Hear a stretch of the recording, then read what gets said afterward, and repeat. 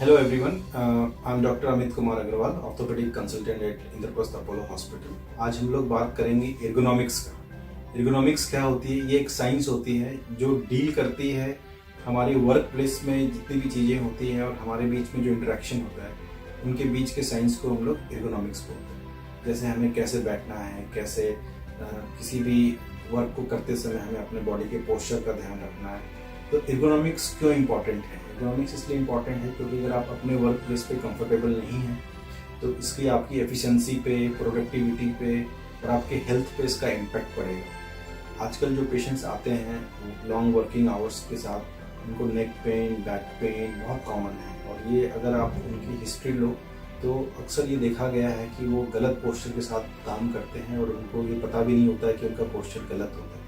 तो अमूमन अगर हम बात करें कि अगर कोई बैठ के डेस्क जॉब काम कर रहा है 8 घंटे, जो कि बहुत कॉमन है आज की डेट में, स्पेशली कोविड के बाद लोगों ने काफ़ी वर्क फ्रॉम होम किया है, उसमें पोस्चर्स लोगों की ख़राब हुई थी क्योंकि ऑफिस में फिर भी एक बार को आप डेस्क पे काम करते हो तो आपका पोस्चर मेंटेन होता है, और जब आप घर से काम करते हो तो फिर आपकी पोस्चर, कभी आप सोफे पे बैठते हो, कभी बेड पे बैठते हो, तो आपका पोस्चर उतना अच्छा नहीं रह पाता है। तो इसलिए अगर हम लोग डेस्क जॉब की बात करते हैं तो मेक श्योर कि कंप्यूटर की जो स्क्रीन की जो हाइट है आपके आई के लेवल पे होनी चाहिए।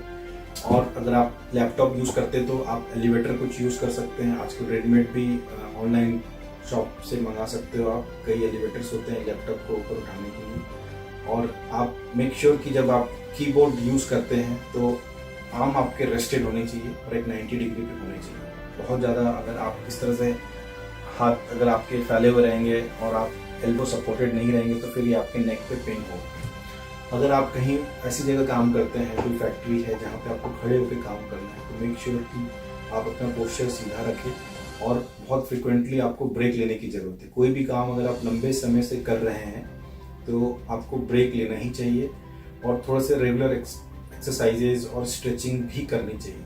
तो prevention is better than cure. अगर आप एर्गोनॉमिक्स की अवेयरनेस है आपको तो आप धीरे धीरे उसको समझ के अपनी एक्टिविटीज़ को मॉडिफाई कर सकते हैं। बाकी ये बहुत रिक्वायर्ड है कि आप अपने रेगुलर एक्सरसाइज करें, अपने फिटनेस पे काम करें। जैसे कंप्यूटर आप देख रहे हो तो बहुत ज़्यादा अगर ग्लेयरिंग है स्क्रीन तो आईज पे भी आपकी इफेक्ट पड़ सकता है, उसकी वजह से आपको हेडेक हो सकता है या नेक स्ट्रेन भी पड़ सकता है। तो ये सब चीज़ों का आपको ध्यान रखना पड़ेगा कि ग्लेयरिंग बहुत ज़्यादा ना हो। अगर आप ऐसी जगह काम कर रहे हैं जहाँ पे बहुत ज़्यादा नॉइज़ है तो आप नॉइज़ कैंसलेशन डिवाइसेस यूज़ कर सकते हैं, उससे आपको काफ़ी ज़्यादा रिलीफ मिलेगा। क्योंकि बहुत ज़्यादा नॉइज़ में कंटिन्यूसली अगर आप काम करते हैं तो एक स्ट्रेस लेवल आपके मेंटल उस पर पड़ता है। साइकोलॉजिकल फैक्टर्स भी बहुत इंपॉर्टेंट होते हैं। अगर आप बहुत स्ट्रेस्ड आउट हैं अपने वर्क प्लेस पे तो इन सब चीज़ों का भी बहुत फ़र्क पड़ता है लॉन्ग टर्म में। तो मेक श्योर कि आप रिलैक्स रहें, एक अपना फ्रेंडली एटमॉस्फेयर हो जहाँ पे आप काम करते हो, और आपको इन सब चीज़ों का जो मैंने बताया है, पोस्चर, एर्गोनॉमिक्स, ये सारी चीज़ों का आपको ध्यान रखना है। और अगर कोई भी चीज़ आपको परेशान कर रही है, जैसे अगर हम लोग बात करते हैं नेक से पर स्टार्ट करते हैं, जो आपको हेडेक हो सकता है, नेक पेन हो सकता है, जो कि सर्वाइकल स्पॉन्डिलाइटिस में भी कन्वर्ट हो सकता है, या सर्वाइकल डिस्क बल्ज बोलते हैं हम लोग, जिसमें कि आपकी नर्व कंप्रेस होती है, वो भी हो सकता है। फिर नीचे आते हैं तो हम लोग थोरेसिक आउटलेट सिंड्रोम बोलते हैं। यहाँ पे आप जो थोरैक्स की जो एग्जिट होती है वहाँ पे आपकी नर्व और वेसल्स भी कंप्रेस हो सकते हैं। फिर शोल्डर में बर्साइटिस और टेंडिनाइटिस बहुत कॉमन है। उसके बाद टेनिस एल्बो आपने सुना होगा, एल्बो के पास होता है, या गोल्फर्स एल्बो अंदर की तरफ, यहाँ पे टेंडिनाइटिस होने की वजह से हो सकता है। या फिर क्यूबिटल टनल सिंड्रोम या रेडियल टनल सिंड्रोम, नर्व यहाँ पे एल्बो में कंप्रेस होने की वजह से होता है। या फिर कई बार डिक्वर्वेंट टेनोसिनोवाइटिस बोलते हैं, जहाँ पे अंगूठा बार बार यूज करने की वजह से यहाँ पे सूजन हो जाती है। फिर कार्पल टनल सिंड्रोम बोलते हैं, जब नसें आपकी यहाँ पे रिस्ट के पास दबने लग जाती हैं तो हाथों में झंझनाहट और सूनपन हो सकता है। तो कई सारी, आपने देखा ऊपर से नीचे तक कई सारी बीमारियां आपको हो सकती हैं।